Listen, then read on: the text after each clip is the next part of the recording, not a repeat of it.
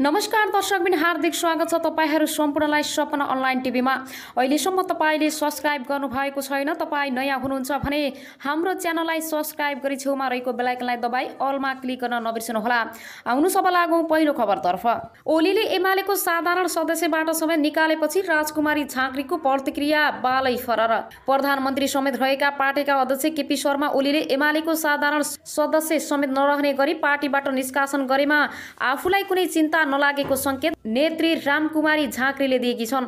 आफू सहित माधव नेपाल पछिका 11 नेतालाई ओलीले पार्टीबाट निष्कासन गरेको दिन सोमबार साँझ नेत्री झाँक्रीले गीतको भाकामा सामाजिक सञ्जालमा यति लेखेकी छन्। देउरालीको चौतारीमा हावा सरर बगाएर लागे भो माया तिमीलाई बालै फरर। यसैगरी आउनु सब अर्को न्युजतर्फ लागौं। सर्वोच्च अदालत गएका देउबा र नेपाललाई बासकोटाको व्यङ्ग्य प्रहार। नेकपा एमालेका ओली निकट नेता गोकुल बासकोटाले नेपाली कांग्रेसका सभापति शेरबहादुर देउबा र नेकपा एमालेका वरिष्ठ नेता माधव कुमार नेपाललाई व्यङ्ग्य गरेका छन्। प्रतिनिधि सभा विघटन बदर गर्न 149 संसदको हस्ताक्षर राष्ट्रपति कार्यालयमा बुझाएका देउबालाई प्रधानमन्त्री पदमा नियुक्ति दिन माग गर्दै सोमबार देउबाको नेतृत्वमा एमालेको माधव नेपाल पक्ष समेत 4 दलले सर्वोच्च अदालतमा मुद्दा हालेका छन्। त्यस क्रममा 166 संसद हस्ताक्षरका लागि सर्वोच्च अदालतमा लामबद्ध भएका थिए। त्यसै विषयमा पूर्व सञ्चारकर्मी समेत रहेका एमाले नेता बासकोटाले नेता नेपाललाई दरबार निवेदन हाल्न जाने र देउबालाई दरबारमा प्रजातन्त्रै बुझाउन जाने लोकतन्त्रका दुई हस्ती भनेर कटाक्ष गरेका हुन्। सुधारीको पश्चातको माग गर्न लोकतन्त्रका दुई हस्ती दरबास्तर निवेदन हाल्ने र दरबारमै प्रजातन्त्र बुझाउने अदालत गएछन्। बासकोटाले सोमबार सामाजिक सञ्जालमा लेखेका छन्, बहुदलमा निर्णयको माग भइरहेको छ।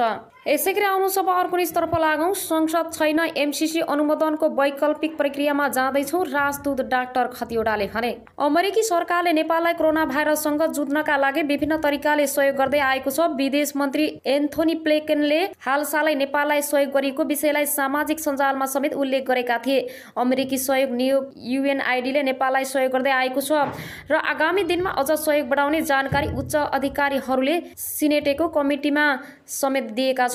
बहुराष्ट्रिय देशलाई सर्वसुलभ रूपमा अमेरिकाले उपलब्ध गराउने खोप आयोजना कोभ्याक्सको लागि नेपाल पनि लाभान्वित देश हो। यो प्रक्रियामा रहेको छ भने नेपालले अमेरिकाबाट खोप खरिद गर्ने प्रक्रिया पनि अगाडि बढिरहेको छ।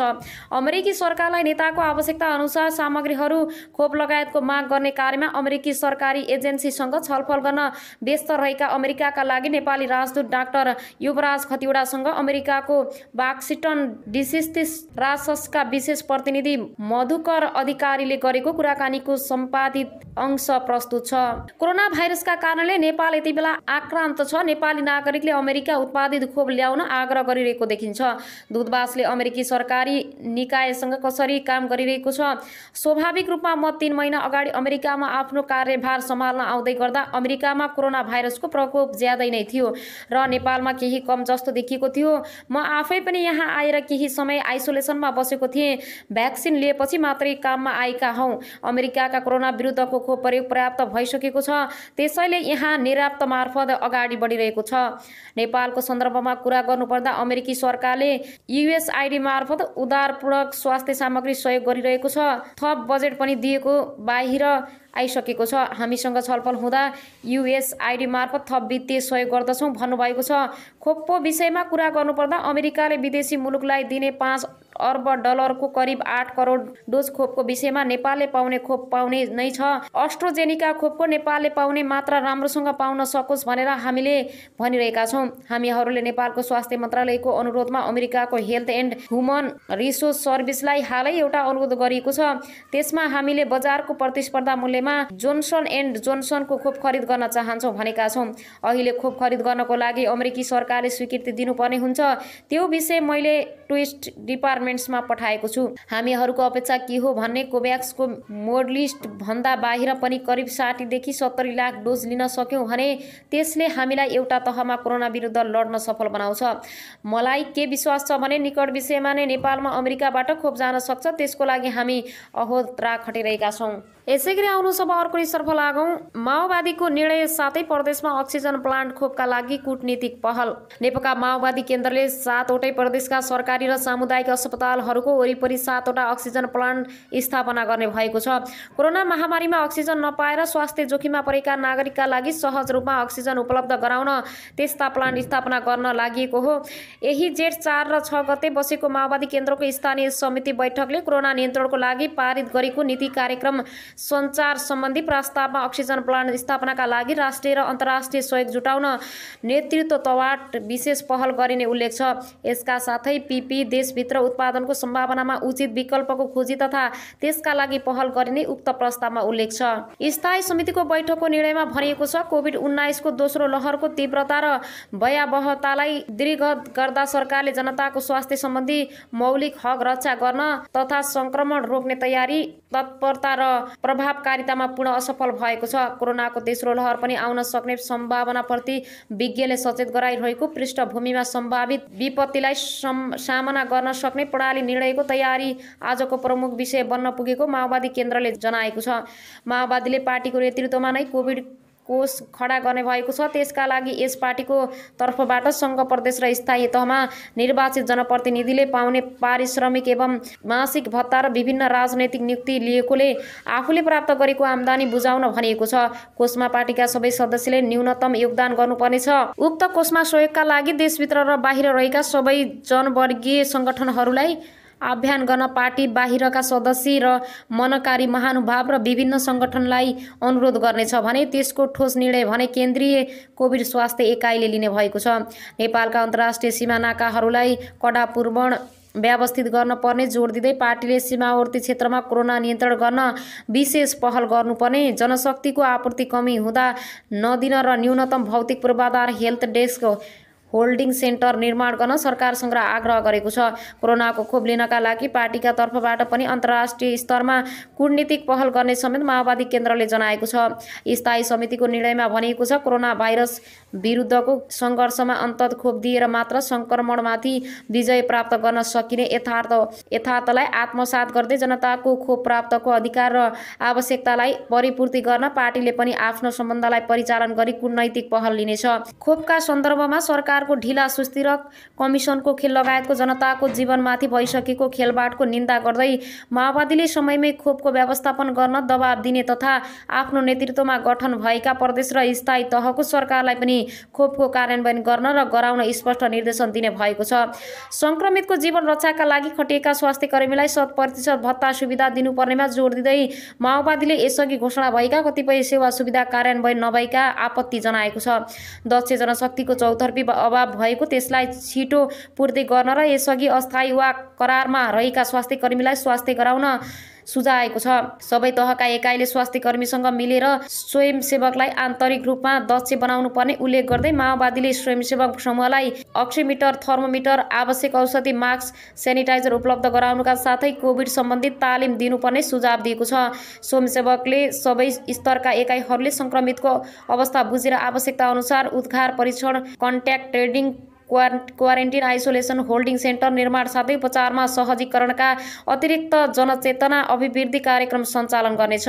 विपत्तिको अवस्थामा पनि कालो बजारी गर्ने र समानको दुरुपयोग गर्नेमाथि कडा कारबाही गर्नुपर्नेमा जोड दिँदै स्वास्थ्य सामग्रीको पारदर्शी वितरण हुनुपर्ने तथा सत्तामा रहेकाबाट शक्तिहरूको दुरुपयोग गरी स्रोत साधनको पार्टीकरण गर्ने कार्य बन्द गरिनुपर्नेमा ध्यान आकर्षण गराएको छ। माओवादी केन्द्रका अध्यक्ष प्रचण्डले विश्वव्यापी महामारी वित्तीयसँग लड्न केन्द्र, प्रदेश र स्थायी तहसम्म सर्वदलीय सर्वपक्षीय संयन्त्र निर्माण गर्नुपर्ने पुनः आग्रह गरेका छन्। माओवादीले अध्यक्ष प्रचण्डकी नेतृत्वमा एक विशेष समिति गठन गरेको छ। प्रदेश तथा स्थानीय तहमा पनि नेता समिति गठन हुनेछ। समितिले कोभिड नियन्त्रणका लागि जनतालाई सूचित गर्न र जनस्वास्थ्यका मापदण्ड लागू गर्न प्रेरित गर्नेछ। यसले एक अर्काबीच संयोजन गर्नुका साथै सूचनाहरूलाई अत्यावधिक गर्न जोड दिनेछ। सबै तहका एकाइहरूले विभिन्न जनसङ्गठनबाट जनशक्ति लिएर आवश्यकता अनुसार स्वयंसेवक टिम गठन गर्नेछ।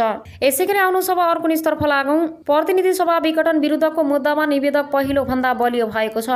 प्रतिनिधि सभा विघटन विरुद्ध सर्वोच्च अदालतमा परेको रिटमा यसअघि भन्दा निवेदक बलियो देखिएका छन्। प्रतिनिधि सभाको हाल कायम रहेको सदस्य संख्याको बहुमत सदस्य नै रिट लिएर सर्वोच्च अदालत कहाँ पुगेका छन्। नेपाली काङ्ग्रेस, नेकपा माओवादी केन्द्र, नेकपा एमालेका माधव कुमार नेपाल समूह, राष्ट्रिय जनता समाजवादी पार्टी जसपाका डाक्टर बाबुराम भट्टराई, उपेन्द्र यादव समूह र राष्ट्रिय जनमोर्चाका गरी 149 जना संसदले धारा 76(4) अनुसार शेरबहादुर देउवालाई प्रधानमन्त्री नियुक्त गर्न समर्थन गरेका थिए। राष्ट्रपतिले देउवाको उक्त दाबीलाई अस्वीकार गरेपछि 149 जना मध्ये 146 जना सांसद सोमबार सर्वोच्च अदालत पुगे। सर्वोच्च अदालतका अनुसार 129 जना आफै र 7 जनाले बारेस मार्फत रिटमा हस्ताक्षर गरेका छन्। यसअघि 5 पुस 2077 को प्रतिनिधि सभा विघटन विरुद्ध दलहरू विरोध प्रदर्शनमा उत्रिएका थिए। त्यतिबेला पनि विपक्षी दलहरूले एक भएर सर्वोच्चमा मुद्दा हाल्ने प्रयास गरे पनि सफल भएको थिएन। यतिबेला केही कानुन व्यवसायी र तत्कालीन नेकपाको प्रचण्ड माधव समूहका 4 जना संसद रिट लिएर सर्वोच्च पुगेका थिए। तर यसपटक बहुमत सांसद नै सर्वोच्च पुगेर रिटको बलियो आधार रहेको कानुन व्यवसायी र नेताहरू बताउँछन्। नेकपा माओवादी केन्द्रका संसद देउवा गुरुङले गत पुसको विघटनमा भेला भन्दा अहिलेको मुद्दा बलियो रहेको बताए। बहुमत संसद नै सर्वोच्च पुगिसकेका छन्, त्यसैले पहिलो भन्दा अहिले संवैधानिक, कानुनी र राजनीतिक रूपमा यो रिट कैयौं गुणा बलियो छ। उनले भने विघटन बदरको विकल्प छैन। पहिले पनि हामी एकै ठाउँ थियौं, तर छुट्टा छुट्टै लडेर पनि प्रतिनिधि सभा पुनर्स्थापना गरेका हौं। काङ्ग्रेस नेता रमेश लेखक भन्छन्, तर पटक पटक असंवैधानिक रूपमा प्रतिनिधि सभा विघटन गरेर मुलुकलाई दुर्घटनातर्फ नै लैजान खोजेपछि यसपटक विपक्षी दलहरू थप कसिलो भएर जान खोजेका हौं। विपक्षी गठबन्धनले राष्ट्रपति र प्रधानमन्त्रीको कदम विरुद्ध राजनीतिक तहमा समेत सामूहिक प्रतिवाद गर्ने निर्णय लिएका छन्। असंवैधानिक आलोकतान्त्रिक कदम विरुद्ध ओली बाहेक अरू सबै ठाउँमा छौं। अब राष्ट्रपति र प्रधानमन्त्रीको कदम विरुद्ध हामी तल्लो तहसम्मै संयुक्त रूपमा जान्छौं। काङ्ग्रेस नेता प्रकाशनमा सिंहले अनलाइन खबरसँग भने, संसदहरूले आफ्नो रिट सिधै संवैधानिक इजलासमा दर्ता गरेका छन्। त्यसकारण यसको पहिलो सुनवाई नै संवैधानिक इजलासमा हुनेछ। संवैधानिक इजलासमा प्रधानमन्त्री न्यायाधीश सहित 5 जना न्यायाधीश रहनेछन्। अधिवक्ता कञ्चन कृष्ण नेउपाने गत पुसको संसद विघटनको भेला भन्दा अहिलेको रिट निवेदन बलियो भएको बताउँछन्। उनी भन्छन्, 146 संसद बहुमत संसद नै आएपछि सर्वोच्चलाई थप प्रमाण मिलेको छ। उनका अनुसार बहुमत संसदको रिट अघिल्लो संसद विघटनमा सर्वोच्च अदालतले फागुन 11 गते गरेको फैसलाले यो पटक रिट बलियो बनेको छ। बहुमत संसद हुँदाहुँदै राष्ट्रपतिले प्रधानमन्त्री नियुक्ति नगरेको रिट निवेदनको दाबी छ। त्यो दाबी अनुसार राष्ट्रपतिले प्रक्रिया पूरा गरेर नगरेर सर्वोच्चले हेर्छ। प्रक्रिया के कस्तो भन्ने कुरा फागुन 11 मा फैसला भएकै छ। यसले विपक्षीहरूलाई फाइदा पुग्ने देखिन्छ। गत जेठ 7 गते राष्ट्रपति विद्यादेवी भण्डारीले धारा 76(4) अनुसार प्रधानमन्त्रीमा दाबी पेश गर्न प्रतिनिधि सभा सदस्य शेरबहादुर देउवा र केपी शर्मा ओली दुवैको दाबी नपुग्ने भन्दै प्रधानमन्त्री नियुक्त गर्न अस्वीकार गरेकी थिइन्। उनले केही संसदको दोहोरो समर्थन देखिएको र त्यसरी दोहोरो समर्थन गर्नेलाई दल त्यागको कारबाही हुन सक्ने कारण देखिएकी थिइन्। त्यसै दिन बसेको मन्त्री परिषदको बैठकले गरेको सिफारिसका आधारमा राष्ट्रपति भण्डारीले प्रतिनिधि सभा विघटन गरेर कार्तिक 26 र मङ्सिर 3 गते मध्यावधि निर्वाचन गर्ने घोषणा गरेकी थिइन्। हाल प्रतिनिधि सभा कायम रहेका 172 सांसदले 136 सांसदको समर्थनमा प्रधानमन्त्री नियुक्त हुन सक्छन्। तर देउवालाई 149 सांसदको समर्थन हुँदा पनि प्रधानमन्त्री नियुक्त नगरिएको भनी सांसदहरू सर्वोच्च पुगेका छन्। रिटमा हस्ताक्षर गर्ने संसदहरूमा नेपाली काङ्ग्रेसका 62, नेकपा माओवादी केन्द्रका 49, जनता समाजवादी पार्टी नेपालको उपेन्द्र यादव पक्षका 12, नेकपा एमालेको माधव कुमार नेपालले नेतृत्व गरेको पक्षमा 23 र राष्ट्रिय जनमोर्चा नेपालका 1 सांसद छन्। रिटमा बहुमत प्रस्तुत गर्ने गठबन्धनका नेता देउवालाई प्रधानमन्त्री पदमा नियुक्त गर्न, प्रतिनिधि सभा विघटन बदर गर्न र प्रतिनिधि सभाको अधिवेशन आह्वान गर्न माग गरिएको छ। प्रतिनिधि सभाले वैकल्पिक सरकार दिन सक्ने अवस्था रहँदासम्म विघटन गर्ने अधिकार मन्त्री परिषदलाई छैन। त्यसकारण विघटनको सिफारिस गर्ने मन्त्री परिषदको निर्णय बदर गरी प्रतिनिधि सभाको अधिवेशन आह्वान गर्न समिति तोकियोस् भन्ने माग गरिएको हो। नेपाली काङ्ग्रेसका नेता रमेश लेखकले भने, रिटमा नेपालको संविधान र सर्वोच्च अदालतले गत फागुनमा संसद पुनर्स्थापना गर्दा गरेको व्याख्या विगतका नजिर र सिद्धान्त विपरीत प्रतिनिधि सभा विघटन गरिएको र वैकल्पिक सरकार गठनका अवरोध गरिएको दाबी छ। वैशाख 27 गते विश्वासको मत नपाएर पदमुक्त भएका प्रधानमन्त्री ओली बहुमतको अर्को सरकार गठन हुन नसकेपछि संसदको ठूलो दलको संसदीय दलको नेताको हैसियतमा वैशाख 30 गते प्रधानमन्त्रीमा पुनः नियुक्त भएका थिए। उनले 30 दिनभित्र विश्वासको मत लिनुपर्नेमा जेठ 6 गते ओलीले आफू विश्वासको मत पाउने आधार नभएको भन्दै धारा 4 अनुसार अर्को प्रधानमन्त्री चयनको प्रक्रिया अघि बढाउन राष्ट्रपति समझ सिफारिस गरेका थिए। यसैगरी फेरि पनि तपाईहरुको माझमा नयाँ न्युजहरू ल्याएर उपस्थित हुने नै छु। सपना अनलाइन टिभीलाई लाइक, कमेन्ट, शेयर, सब्स्क्राइब गरी साथै छेउमा रहेको बेल आइकनलाई दबाएर अलमा क्लिक गर्न नबिर्सनुहोला भन्दै अहिलेलाई भने तपाईहरुको माझबाट बिदा हुन चाहन्छु। हस्त नमस्ते।